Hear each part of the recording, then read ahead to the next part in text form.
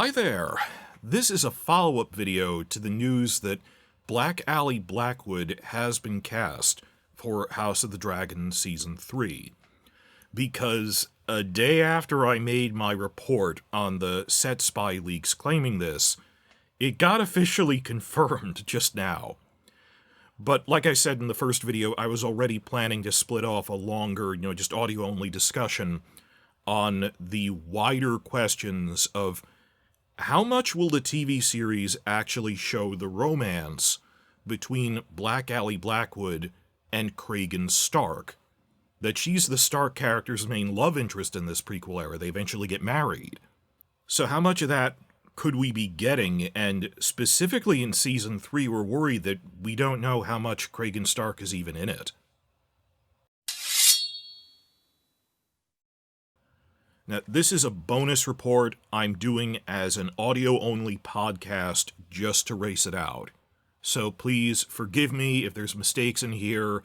Think of it as a live stream. I'm just not normally able to do live streams. It's just audio-only, racing it out, talking about three things.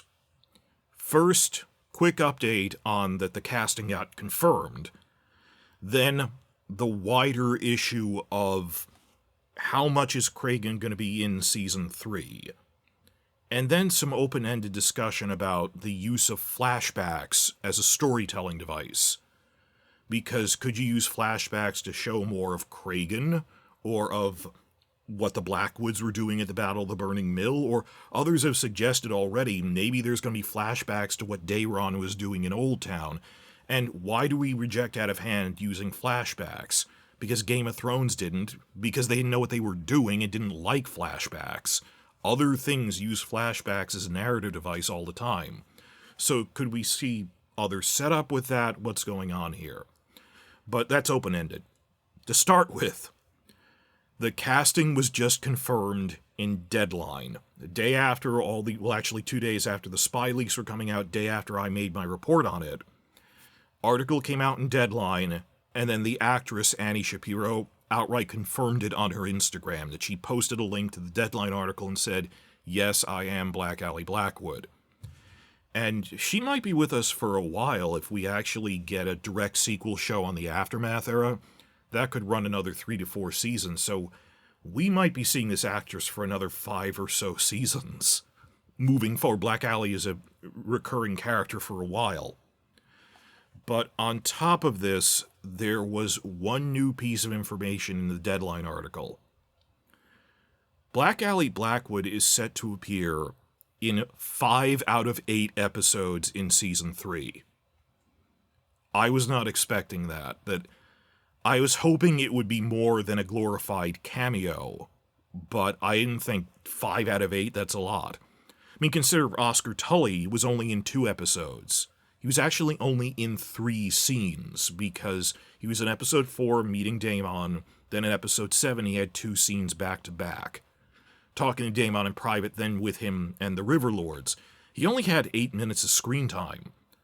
But that's quality versus quantity, that they were really impactful one-on-one scenes with one of the lead actors in the show. So I don't know, will a lot of these 5 episodes be Aly just hovering in the background? Will she be doing a lot in them? Hard to say. Quantity, quality. In the book, at least, having read it and thinking on it, the version of the TV show that existed in my head when I was reading it a decade ago, I thought she's roughly a Theon Greyjoy or Marjorie Tyrell level character.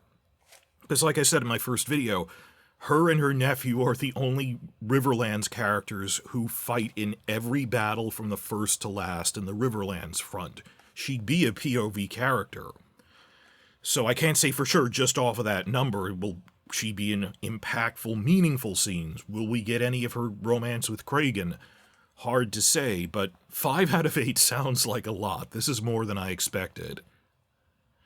And I think we can pretty much figure out what the 3 she won't be in are. Just common sense, think about it. We know that the first 2 episodes of Season 3 were written to be the last 2 episodes of Season 2. I mean, Alan Taylor has admitted, I was hired to direct Battle the Gullet as Episode 9 of a 10-episode Season 2. Then it got pushed back. So whatever they're doing, barring last-minute patches or something, I think those first 2 episodes wouldn't have her because she wasn't cast for season 2. On top of that, the first 2 episodes are going to focus on the Battle of the Gullet, which is a naval battle off the East Coast. She's not there. She's in the Riverlands, on the land front.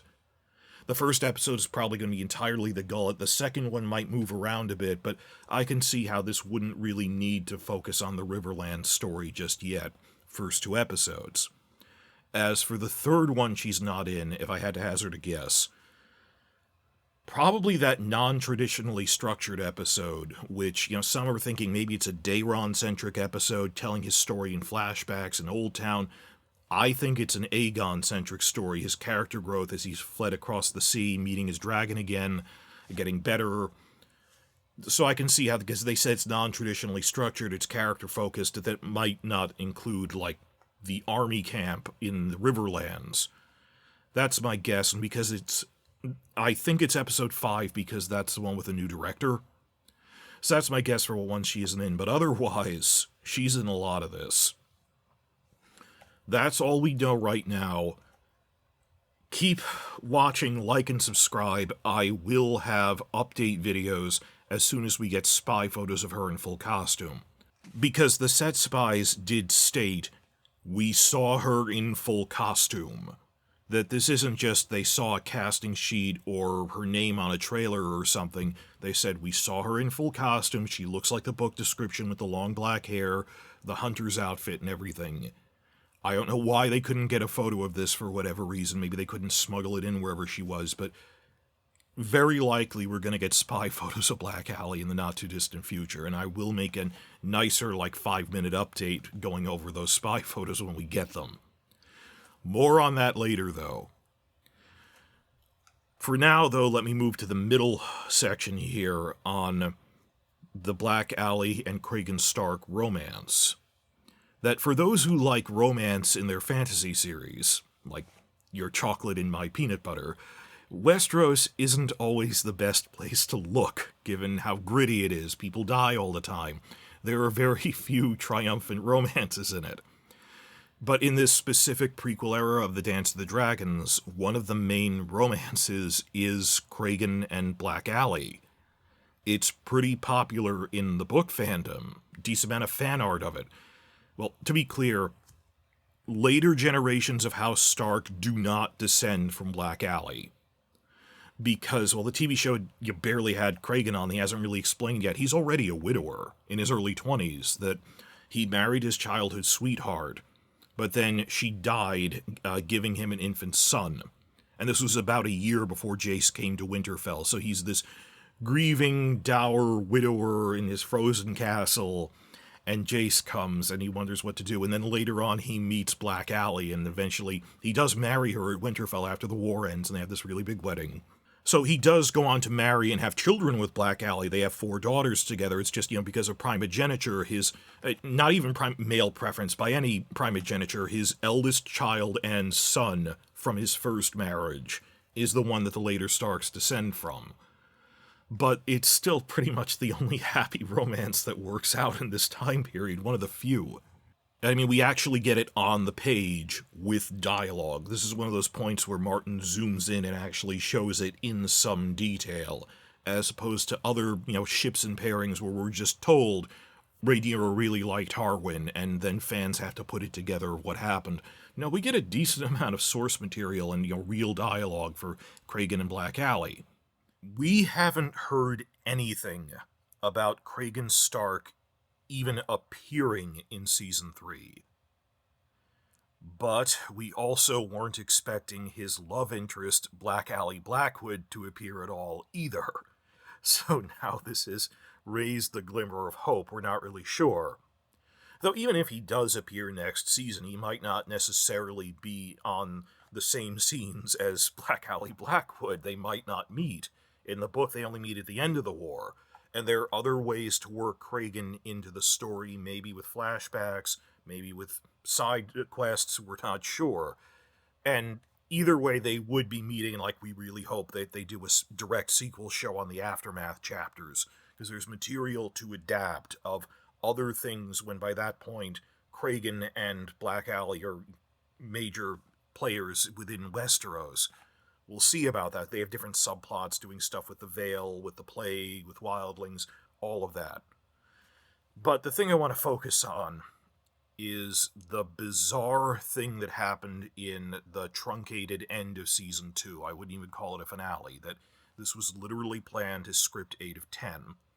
And as I've reported on, I hope you all know by now, if you don't, they filmed an alternate take for Episode 8 of when the Winter Wolves, the Stark Winter Wolves force, is coming south through the Twins. There's this alternate take of Cregan Stark coming with them that they ultimately didn't use in the final aired version.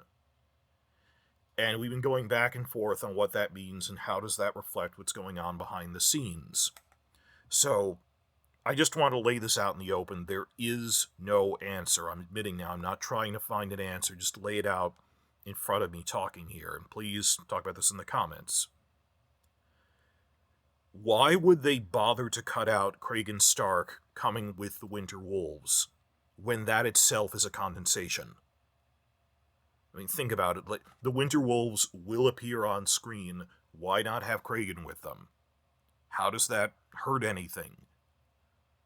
Instead, we're getting new character from the book, Roderick Dustin, as leader of the Winter Wolves. That if they were losing screen time behind the scenes, they lost whatever argument about give Cregan more to do, that the Starks are barely in Season 2.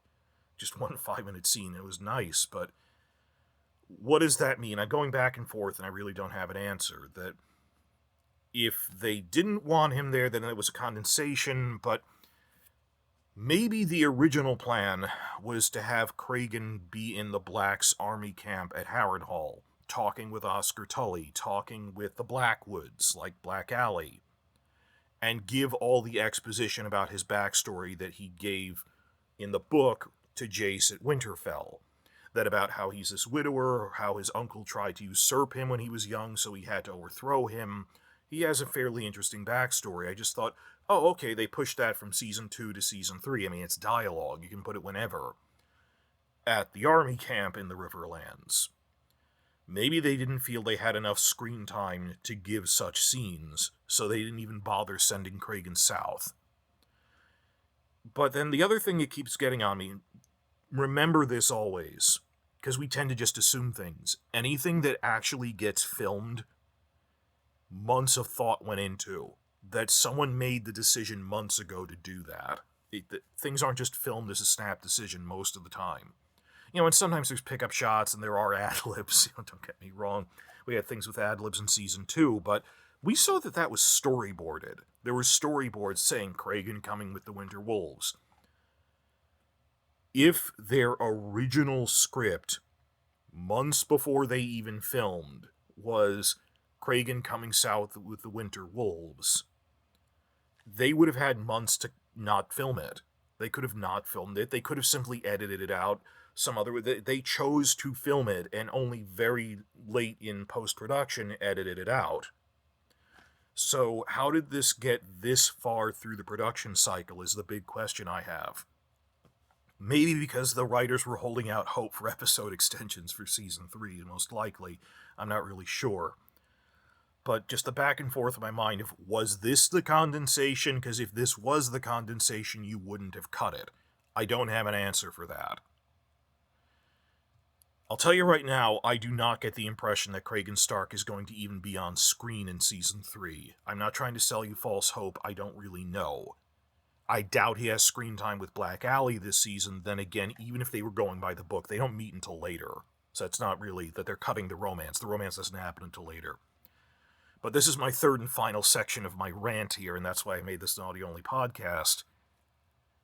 If I was doing this as a book fan and accepting as a given that yes, there are structural reasons why you wanted Jace to come immediately south back to Dragonstone for his brother Luke's funeral in the Season 2 premiere, that we thought they were going to be showing him in Winterfell for like 2 or 3 episodes. It turns out he came back a scene later. And time passes between scenes. We're not talking about travel time being a problem. I'm just saying I thought we'd be introduced to Cregan more. I thought we'd see his sister, the mysterious Sarah Snow. all of that stuff. If I was in the writer's room, I would say, accepting as a given that you wanted Jace in the South again as soon as possible, why not just show more of his trip with Cregan through flashbacks in a later episode? Why not? Why don't we consider that even an option? Well, because Benioff and Weiss hated flashbacks on general principle and equated them with fantasy tropes like prophecy, which is ridiculous. Now, I do have some minor hope here that I'm trying to introduce, and I didn't want to blow it on a full video. This is not a full video. This is an open rant, because I don't have much faith, and I'm not trying to sell you on that, but the thought occurred to me when they said, oh, we have a non-traditionally structured episode this season. Maybe it's a flashbacks episode. And some people already said, well, we thought it was flashbacks to Daeron in Old Town. I think it's going to be focusing on Aegon, maybe having flashbacks through his life, assessing who he is. Maybe it's covering multiple characters, including Aegon, Daeron, but also Cregan and Black Aly and Jason stuff. Because the idea came to me around when The Last of Us Season 2 was coming out this spring. They had flashbacks in that show since Season 1, but main character dies in the second episode of the season. Then the second to last episode, the entire episode is structured around flashbacks showing what happened in the 5-year time skips, 1 year at a time. And this giant, Emmy-level scene of when Ellie is confronting Joel about that he killed the scientists trying to make a cure by killing her. And this is all a flashbacks episode. Breaking Bad is not even a sci-fi show and uses flashbacks and things all the time to give context on who a character is. Why did we become so used to that thing that Benioff just said, oh, flashbacks are lazy. He's bad at them. It's fascinating when you look at the DVD commentary for 25th Hour, which is the first thing he did, where he's just admitting things he's bad at, and oh, we got this in as the only reason the book got made is because he promised to adapt it into an Oscar-baiting movie. He's not really a novelist. His whole career is riding the coattails of actors, but there's this whole thing where he's talking about when the main character, they're showing a flashback to when he was arrested for the first time. Because he's only written books, he really did not know how to work in a visual medium. And in a book, you can have a flashback, whatever. And it's the way he says it. He goes over that he's agonizing over something so simple as, oh, and we ultimately, Spike Lee, the director, came up with have him have a beard in the flashbacks to show it's a different time period. But just the way it was this childlike miscomprehension of what's actually a fairly common narrative technique, flashbacks, that he really didn't know how to signify it. So that's why he hates flashbacks. And then has the gall to say, oh no, well, they're cheap. No, they're not cheap. You're bad at it. Like anything that requires work, he considers bad. The weirdest thing was when we got the pitch document, the original pitch document that they sent to HBO. We only saw it by season 7. And it is bizarre just how confident they had these guys who have no work experience. And that thing where they said, the part where they go, we want this to appeal to a general audience of soccer moms and football players, and we are actively trying to downplay the fantasy elements. Well, the paragraph after that, continuing from that, he explains, we are intentionally going to avoid prophecy elements as much as possible, because that's a fantasy trope. So it's no wonder they really didn't set up or execute the Prince It Was Promised stuff very well at all. They were never real, they felt saddled with it. But same sentence, co-equal to that, Benioff says in this pitch document, we're going to avoid fantasy tropes like prophecies and flashbacks. And it's just, since when are flashbacks a fantasy-specific trope? So they never used flashbacks in Game of Thrones as a narrative technique. I mean, they used the excuse of when Bran is seeing through time, but a straight-up flashback? Remember the Season 5 cold open with young Cersei? That they made a big deal of that, as that's the one time he did a flashback, and they did it through gritted teeth, because they hate flashbacks.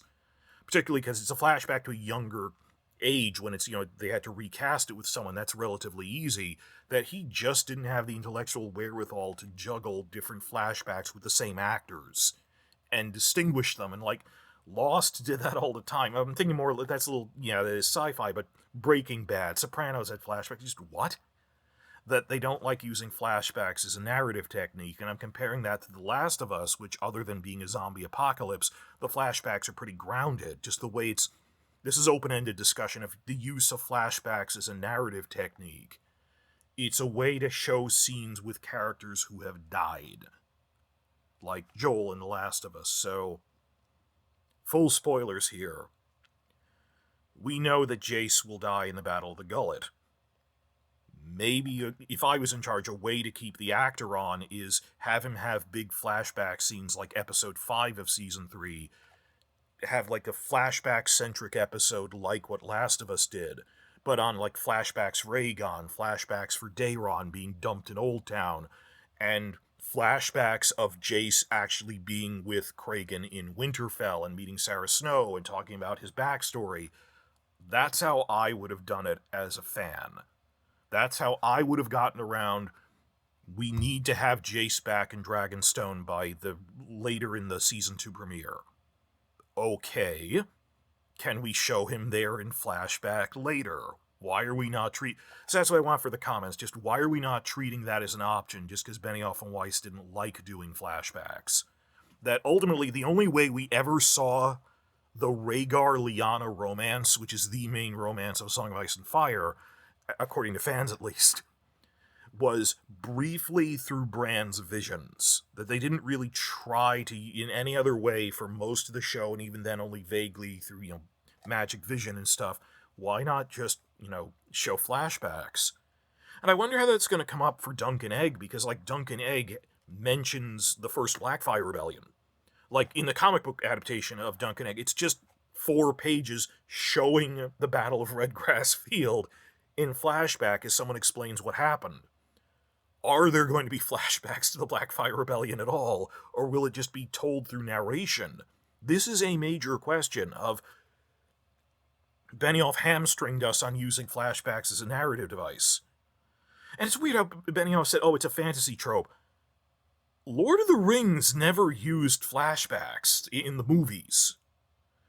I mean, the main movies, and once or twice that I can think of in the Hobbit trilogy when they're talking about, and this is what the Battle of Moria was like, the Battle of Azanulbazar, and Bolg, and this is how the ancestor of Bard the Bowman tried to kill Smaug. They weren't that extensive, they weren't confusing, they made sense. That Balin is describing. There was this battle, we took heavy losses, and they're intercutting with the present as they're telling a story around the campfire. But again, that isn't like a fantasy trope. That's just a war trope, or narrative trope. This could have been a regular war. Someone talking about, back when we were young, this is what happened in the Old West, and this terrible thing happened. And why are flashbacks something you can't do? And not just for let's give Cregan more to do with Jace. Platonically do with Jace. Don't get me started. I'm a Sarah Snow shipper. Ride or die.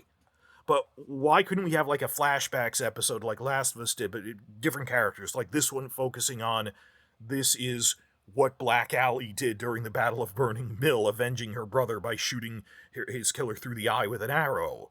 For all of 20 seconds. Why can't we use that as a narrative device? Now, there's other reasons they wouldn't do that as a flashback for cost reasons. Because you have to have the whole battle and everything. I get that. But why did we just assume, you can't do flashbacks in order to work such things on screen? I could yell about this more, but I don't want to run for a full hour. I think I'm almost 30 minutes into this, so I'll leave it as there's more than one way to work Cregan into Season 3. Maybe not even as flashbacks. I mean, one thing we do know is happening is we're getting Torrin Manderley. Torrin Manderley is sent by his father, the Lord of White Harbor, the North's only port city. They sent him as an envoy by ship through the Velaryon-controlled Narrow Sea. They send him by ship to King's Landing. We know he's been cast, played by Fogler. Why not have a brief shot of Cregan at the docks of White Harbor having a discussion with Torrin before sending him off as an envoy? It would be a green screen matte painting background. You wouldn't even need to build a set. It could just be a dock and a CGI ship behind them. Why not work Cregan in that way? Because the Starks, the Starks, they're one of the main families in this. That's just a random thought. There's other ways you could check in on what the Starks are doing, and I know you want to streamline the narrative. Maybe Torrhen will mention things Cregan told him. I don't know. But you see what I'm saying? That there's other ways to try to work in stuff with that. And I understand that season 2 is not quite what even the writers themselves intended. They thought they were getting 2 more episodes. That this was cut after it was scripted. And I keep going back and forth in my mind. What did they originally intend with Cregan if through months from script to filming, they actually filmed a shot of Cregan coming south with the Winter Wolves and it was storyboarded and everything, only to then not use it? Was this the condensed version? It feels like the condensed one, or was it the other way around? I'm pretty sure it was cut because he's going to have fewer scenes. Dare I hope they had put him in flashbacks with Jace? I don't know, but I really don't think we're getting Cregan next year, don't get me wrong. I do look forward to Cregan and Black Aly in season 4 and beyond, which is canonically when they would physically meet, is later in the war. But that's one of our biggest questions of just what exactly was your plan for the Starks? Why did you hype up, we're going back to Winterfell so much, and build sets for it for this one thing at the start of season 2? I think they intended to do more with it. And I sympathize, it's not their fault that they got their episode count reduced. It's crazy when people say, oh, no, they should have been able to rewrite it into an 8-episode show and not spur of the moment. No. You're talking about things you don't understand like a child. It is hard and months of work to rewrite something like that when you pull the puzzle pieces out. But that has been one of our major letdowns, that we are getting Stark soldiers, we're getting the Winter Wolves, but how are they handling Cregan Stark? I don't know. But then again, because Cregan is in the north, it's harder to work him in. We don't know, based on filming schedules, we haven't heard anything. They might have just been, maybe they're filming things in fall. Because during season 2 filming, they actually filmed the Winterfell stuff relatively late. They filmed that in like September or October. No, they finished by October. Like, it was September-ish when we saw them filming Winterfell exteriors. So, for all we know, they could be filming Cregan scenes next month. That's pretty much what they did last time, but I am more hopeful now that I really did not think we were getting Black Aly Blackwood at all. She's actually going to be really prominent in season 3, 5 out of 8 episodes. This is very encouraging.